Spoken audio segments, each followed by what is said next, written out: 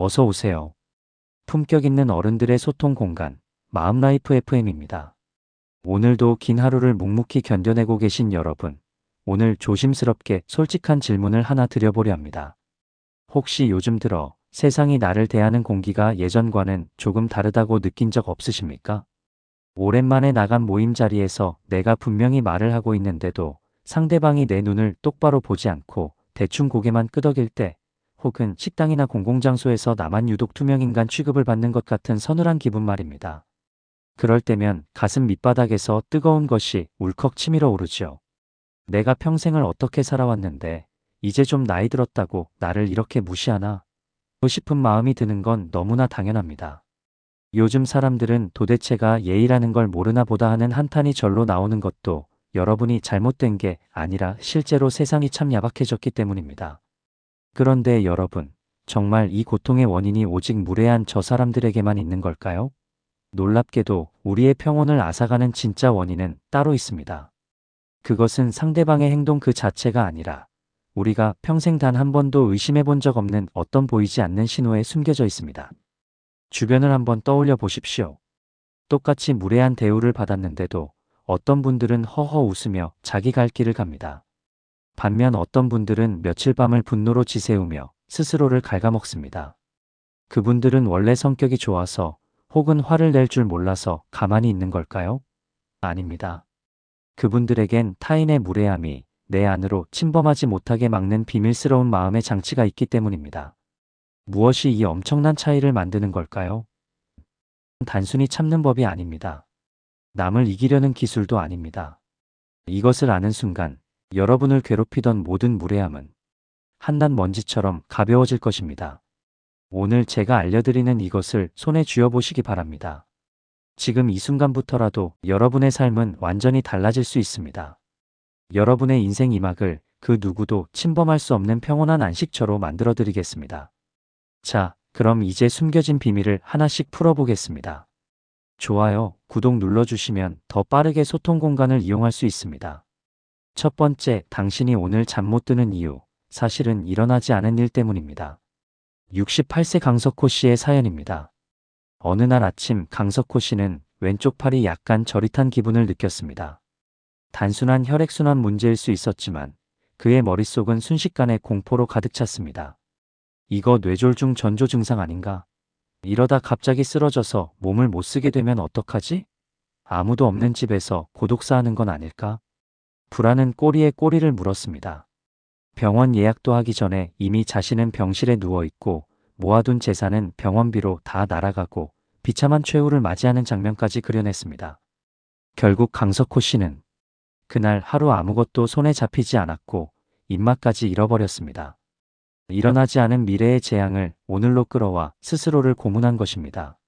심리학자 엘버트 앨리스와 아론 백은 파국화 사고라는 개념을 정립했습니다. 이는 어떤 사건이 발생했을 때 이를 지나치게 과장하여 최악의 결말만을 예상하는 인지적 오류를 뜻합니다.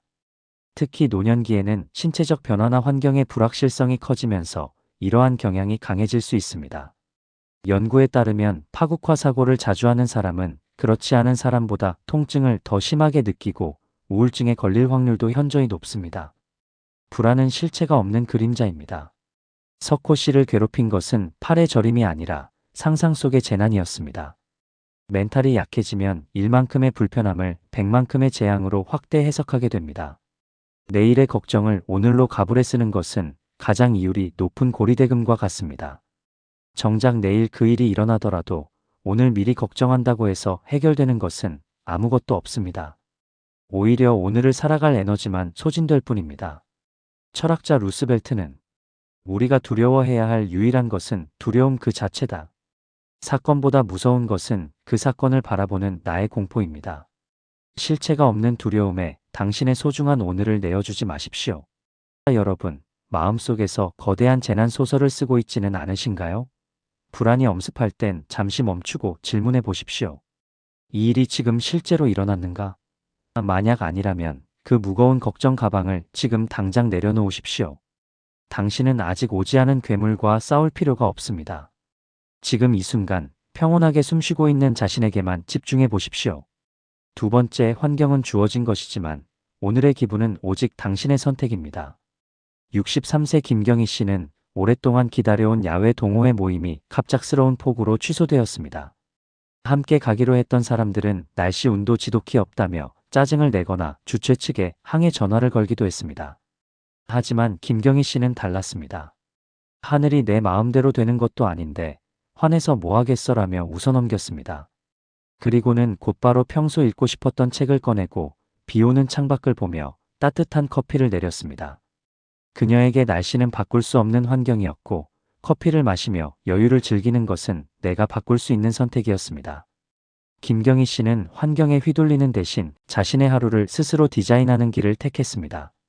심리학자 줄리안 로터는 행복과 멘탈의 차이가 통제의 중심을 어디에 두느냐에 달려 있다고 말합니다. 외부 통제자는 운, 날씨, 타인의 태도 등 자신이 어찌할 수 없는 것에 집중하여 쉽게 무력감을 느낍니다. 반면 내부 통제자는 상황이 나빠져도 내가 지금 여기서 무엇을 할 수 있을까? 를 고민하며 자신의 반응과 선택에 집중합니다. 연구에 따르면 내부 통제 성향이 강한 사람일수록 스트레스 회복력이 뛰어나고 노년의 만족도가 훨씬 높습니다. 멘탈이 강한 사람은 에너지를 낭비하지 않습니다. 바꿀 수 없는 과거의 후회나 타인의 성격, 천재지변에 매달리는 대신 지금 당장 내가 조절할 수 있는 나의 태도와 나의 행동에 모든 힘을 쏟습니다. 세상이 아무리 소란스러워도 내가 앉아있는 의자만큼은 내 의지대로 다스릴 수 있다는 믿음, 그것이 흔들리지 않는 평온함의 근원입니다. 철학자 명언 에피쿠로스는 바꿀 수 없는 것은 받아들이는 평온을, 바꿀 수 있는 것은 바꾸는 용기를, 그리고 그 둘을 구별하는 지혜를 주소서. 지혜로운 사람은 싸울 대상과 수용할 대상을 명확히 구분합니다. 무모한 싸움 대신 현명한 평온을 선택하십시오. 여러분, 세상은 우리 뜻대로 움직이지 않지만 그 세상을 대하는 여러분의 마음만큼은 온전히 여러분의 것입니다. 오늘 하루 바꿀 수 없는 일로 괴로워하기보다 내가 바꿀 수 있는 아주 작은 행동 하나를 실천해 보시는 건 어떨까요? 정성스럽게 이부자리를 정리하거나 나 자신을 위해 따뜻한 차 한 잔을 끓이는 것만으로도 여러분은 인생의 주도권을 되찾으실 수 있습니다. 세 번째, 내 행복의 리모컨을 누구에게 맡겼습니까? 65세 최순옥 씨의 사연입니다. 최순옥 씨는 오랜만에 열린 고등학교 동창회에 큰 마음을 먹고 나갔습니다. 그런데 한 친구가 반갑게 인사하며 무심코 이런 말을 던졌습니다. 어머, 순옥아. 너 요즘 얼굴이 왜 이렇게 부었니? 어디 몸이 안 좋은 거야? 아니면 고생을 좀 많이 한 거야? 그 말은 최순옥 씨의 가슴에 날카로운 화살처럼 박혔습니다. 그날 이후 최순옥 씨는 밥을 먹다가도 텔레비전을 보다가도 거울 앞으로 달려갔습니다. 정말 내가 그렇게 못나 보이나? 남들 눈에는 내가 고생만 한 늙은이로 보이는 건가? 하는 생각에 일주일 내내 잠을 설쳤습니다. 친구는 이미 잊어버린 그 짧은 평가 한마디가 최순옥 씨에게는 자신의 인생 전체를 부정당한 것 같은 사형 선고처럼 느껴졌던 것입니다. 코넬 대학교의 심리학자 토마스 길로비치는 조명 효과라는 개념을 발표했습니다. 연극 무대의 주인공이 강렬한 조명을 받는 것처럼 우리는 남들이 나의 실수나 외모를 낱낱이 지켜보고 평가할 것이라고 착각하며 산다는 것이죠. 하지만 실험 결과 사람들은 생각보다 타인에게 관심이 없습니다. 내가 밤잠을 설치며 고민한 나의 단점을 남들은 기억조차 못하는 경우가 허다합니다. 멘탈이 약한 이유는 남들이 나를 공격해서가 아니라 남이 던진 작은 돌멩이를 내가 직접 가져와 내 마음의 호수에 계속해서 던지고 있기 때문입니다. 최순옥 씨가 불행했던 진짜 이유는 내 행복의 결정권을 친구의 입술에 맡겨두었기 때문입니다. 타인의 평가는 날씨와 같습니다. 비가 올 때도 있고 해가 뜰 때도 있지만 그것이 내 존재의 가치를 결정짓지는 못합니다. 멘탈이 흔들린다는 것은 내 인생의 성적표를 남의 손에 쥐어주고 제 점수를 매겨주세요라고 구걸하는 것과 같습니다. 철학자 명언 라이놀드 니부어는 남의 시선에 의존하는 자는 영원히 자유로울 수 없다. 남의 눈을 의식하며 사는 것은 보이지 않는 감옥에 갇힌 것과 같습니다. 이제 그 감옥의 열쇠를 남의 손에서 뺏어와야 합니다. 여러분, 남이 나를 어떻게 생각하는지는 그 사람의 숙제이지 여러분의 숙제가 아닙니다. 그들이 무심코 뱉은 말은 그들의 입에서 떠난 순간 사라지는 공기일 뿐입니다. 그 공기를 붙잡아 가슴에 품지 마십시오. 당신은 남의 평가로 완성되는 작품이 아니라 이미 그 자체로 존엄한 생명입니다. 네 번째, 세상의 속도를 이기려 하지 말고 그 흐름에 몸을 맡기십시오. 70세 김영식 씨는 동네 카페에 가면 당당하게 키오스크 앞으로 향합니다. 뒤에 젊은 사람들이 줄을 서 있어도 서두르지 않습니다. 혹시라도 막히는 부분이 생기면 뒤에 선 청년에게 웃으며 묻습니다. 학생, 내가 이건 처음 해보는데 여기서 어떻게 눌러야 시원한 커피가 나오나? 좀 가르쳐 주겠나? 청년이 가르쳐 주면 아, 그렇구나.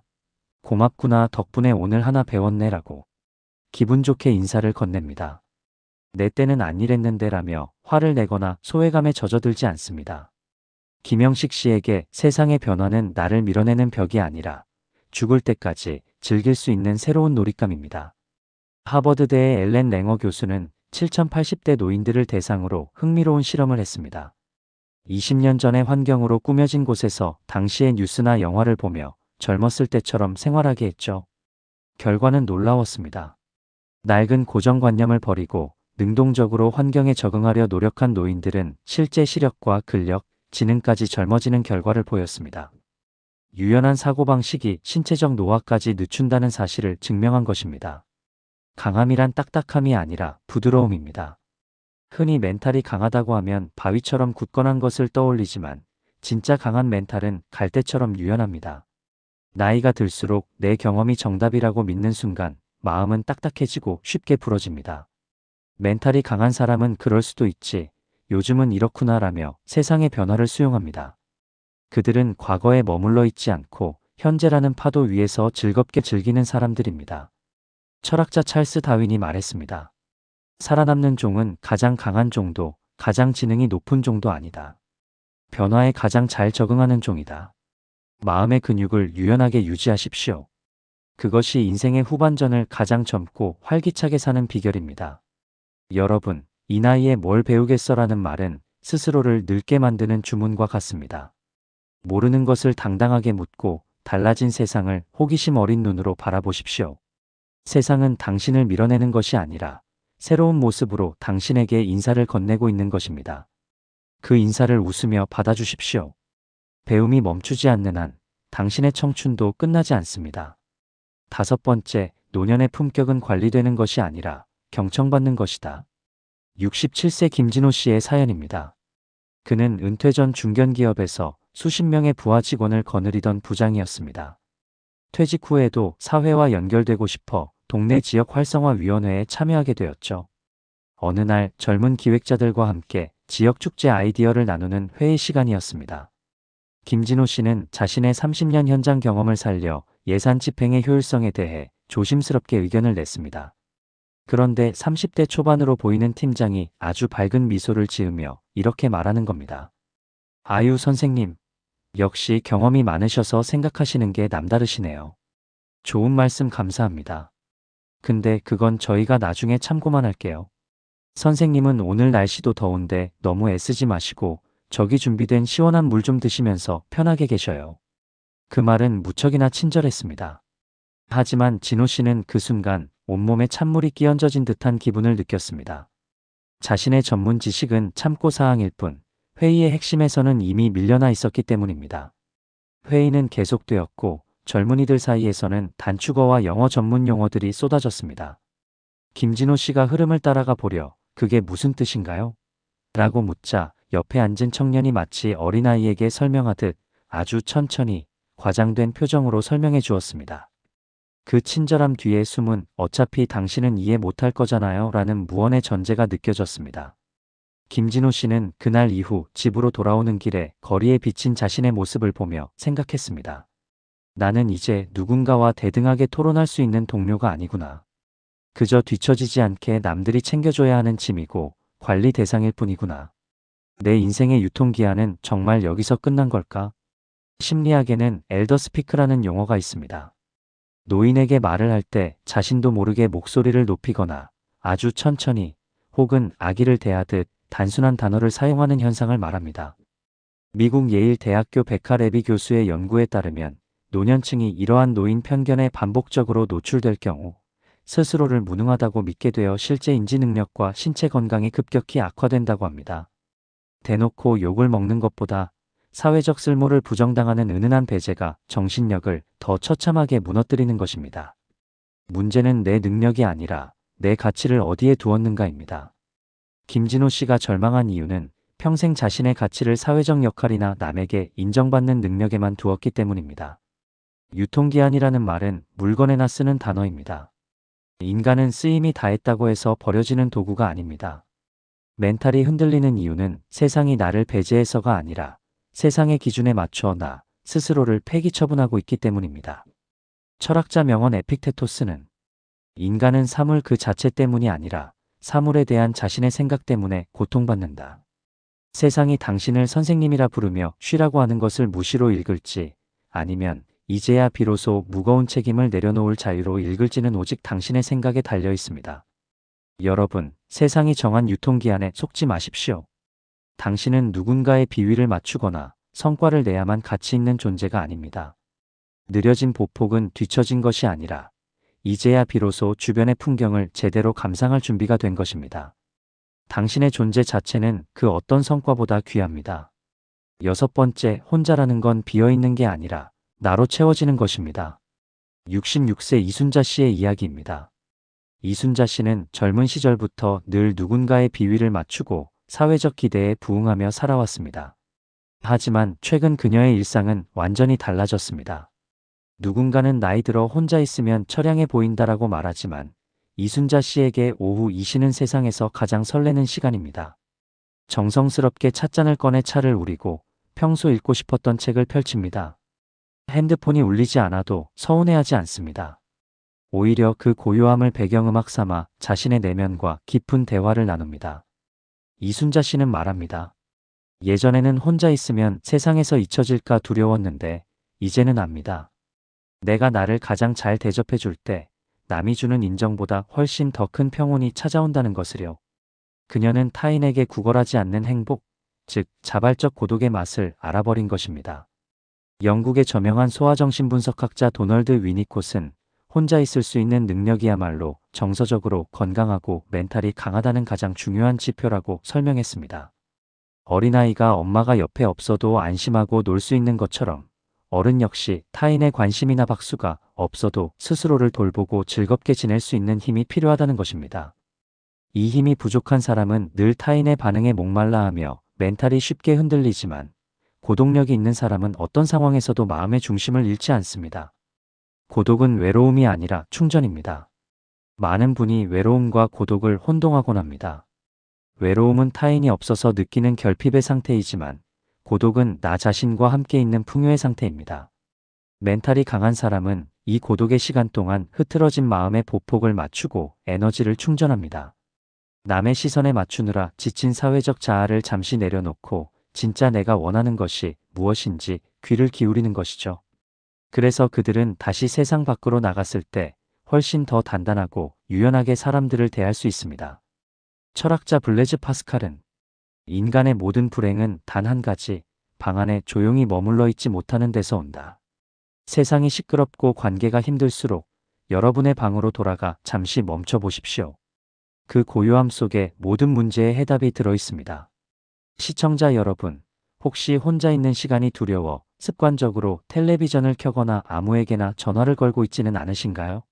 오늘부터는 단 10분만이라도 나 자신을 귀한 손님처럼 대접해 보십시오. 남이 채워주길 기다리던 마음의 빈자리를 스스로 채울 수 있을 때 여러분의 멘탈은 그 어떤 풍파에도 꺾이지 않는 거목이 될 것입니다. 여러분 자신만으로도 충분히 아름답고 온전한 존재입니다.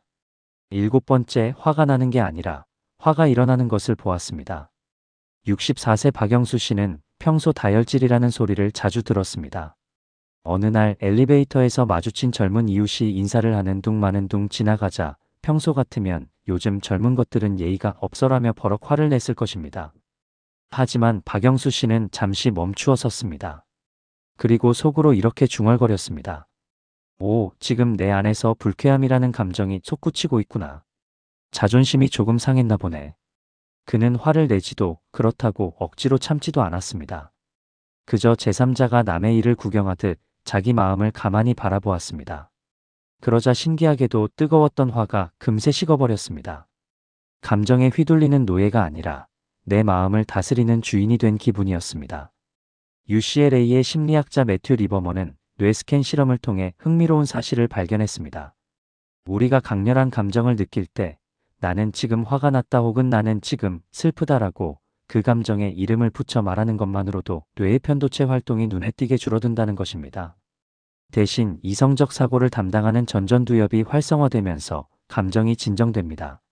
멘탈이 강한 사람은 감정을 폭발시키거나 억압하는 대신 이름을 붙여 객관화하는 능력이 탁월합니다. 감정은 내가 아니라 내가 잠시 입은 옷일 뿐입니다. 많은 분이 나는 화가 많아라고 말하며 감정과 자신을 동일시합니다. 하지만 감정은 날씨처럼 왔다가 가는 현상일 뿐입니다. 멘탈이 강한 사람은 감정이라는 파도에 휩쓸리지 않고 해변에 서서 파도가 치고 나가는 것을 지켜보는 관찰자의 위치를 지킵니다. 내 마음을 객관적으로 바라볼 수 있을 때 어떤 무례한 사람이나 상황도 여러분의 평온을 깨뜨릴 수 없습니다. 소크라테스의 너 자신을 알라. 이 짧은 문장은 단순히 지식을 쌓으라는 뜻이 아닙니다. 지금 내 마음이 어떤 상태인지, 내가 왜 흔들리는지를 정확히 들여다보는 것이 모든 지혜와 단단한 마음의 시작이라는 뜻입니다. 시청자 여러분, 감정은 참으면 병이 되고 터뜨리면 독이 됩니다. 하지만 가만히 바라봐주면 친구가 됩니다. 오늘 하루 마음속에 불편한 감정이 찾아오거든 안녕, 내가 또 왔구나 라고 다정하게 이름을 불러주십시오. 그 순간 당신은 이미 그 감정보다 훨씬 더 크고 단단한 사람이 되어 있을 것입니다. 8번째, 결과가 없어도 행복한 유일한 일을 찾아야 합니다. 69세 최인숙 씨는 최근 붓글씨를 배우기 시작했습니다. 주변에서는 그 나이에 배워서 작가가 될 것도 아닌데 왜 그렇게 고생하냐라고 묻기도 합니다. 하지만 인숙 씨는 아침마다 먹을 갈고 화선지에 글자를 써내려가는 시간이 가장 행복합니다. 어제보다 조금 더 곧게 그어진 선 하나, 어제는 몰랐던 붓의 필법 하나를 깨닫는 과정에서 살아있음을 느낍니다. 누군가에게 보여주기 위한 성과가 아니라 나 자신이 조금씩 깊어지고 있다는 충만함이 그녀의 60대를 찬란하게 꽃피우고 있습니다. 스탠퍼드 대학교의 캐럴 드웩 교수는 인간의 믿음이 성취와 행복에 미치는 영향을 연구했습니다. 고정 마인드셋이라고, 자신의 능력이 고정되어 있다고 믿는 사람은 나이가 들수록 새로운 도전을 피하고 멘탈이 쉽게 무너집니다. 반면 노년기에도 배움을 통해 성장할 수 있다고 믿는 사람의 성장 마인드셋은 뇌의 신경가소성이 유지되어 실제로 인지 기능이 더 오랫동안 보존됩니다. 끊임없는 배움은 노년의 뇌를 가장 젊게 유지하는 천연 영양제인 셈입니다. 인생의 후반전은 속도가 아니라 밀도입니다. 멘탈이 강한 사람의 마지막 특징은 삶의 목적지를 성공이 아닌 성장에 둔다는 것입니다. 젊은 시절처럼 남과 비교하여 더 높이 올라가는 것에 집착하지 않습니다. 대신 어제보다 더 나은 나, 조금 더 지혜로워진 나를 발견하는 데서 깊은 만족을 얻습니다. 이런 사람에게는 은퇴도 나이듦도 끝이 아닙니다. 오히려 나라는 인간의 향기를 더 짙게 만드는 아름다운 과정일 뿐입니다. 철학자 괴테는 인생은 속도가 아니라 방향이다. 중요한 것은 얼마나 빨리 가느냐가 아니라 내가 오늘 어떤 방향을 향해 한 걸음 내디뎠느냐입니다. 성장을 향한 방향만 잃지 않는다면 여러분의 인생은 매 순간이 전성기입니다. 여러분, 오늘 이 긴 영상을 끝까지 함께 하신 것만으로도 여러분은 이미 거대한 성장을 이루셨습니다. 이 나이에 머리라는 생각 대신 이 나이여서 더 깊게 배울 수 있다라고 생각하십시오. 여러분의 호기심이 살아있는 한 여러분의 마음 근육은 결코 쇠퇴하지 않을 것입니다. 매일 조금씩 성장하는 기쁨이 여러분의 남은 생을 가장 우아하게 지켜줄 것입니다. 여러분, 때로는 서글픈 현실에 가슴이 시리기도 했고 때로는 따뜻한 지혜의 위로를 받기도 하셨을 것입니다. 멘탈이 강하다는 것은 강철처럼 딱딱해져서 상처받지 않는 것이 아닙니다. 오히려 고무공처럼 유연하게 튀어오르고 흐르는 물처럼 어떤 그릇에도 담길 수 있는 부드러움입니다. 60대 이후의 삶은 그동안 남을 위해 써왔던 에너지를 이제 오롯이 나 자신의 품격을 위해 써야 하는 시간입니다. 타인의 시선이나 세상의 기준에 여러분의 가치를 맡기지 마십시오. 오늘 알려드린 것을 기억하며 여러분만의 속도로 당당하게 걸어가시길 바랍니다. 당신의 인생 2막은 지금 이 순간, 당신의 단단해진 마음으로부터 다시 시작됩니다. 긴 시간 함께 해주셔서 감사합니다. 마음라이프 FM이 여러분의 평안한 노후를 응원합니다.